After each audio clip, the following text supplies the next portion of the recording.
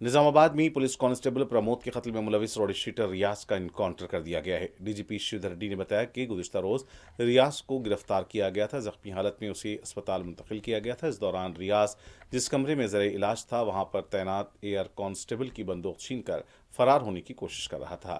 بندوق سے اس نے پولیس ملازمین پر فائرنگ کی بھی کوشش کی۔ پولیس نے ہاسپٹل میں موجود عوام کی سلامتی کے پیش نظر ریاض کا انکاؤنٹر کیا ہے۔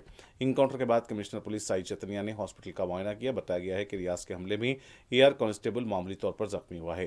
پولیس کے اعلیٰ عہدیدار بھی ہاسپٹل میں موجود ہیں۔ اس سلسلے میں مزید تحقیقات آنی ہیں۔ دوسری طرف ریاض کے انکاؤنٹر پر نظام آباد میں بعض افراد کی طرف سے آتش بازی بھی کی گئی ہے۔ واضح رہے کہ پولیس کانسٹیبل پرمود پر ہوئے حملے کے بعد حملہ آور کے خلاف سخت کارروائی کا مطالبہ کیا جا رہا تھا، اور آج جیسے ہی ریاض کے انکاؤنٹر کی اطلاع عام ہوئی، لوگ ہاسپٹل کے پاس جمع ہوئے اور آتش بازی کی۔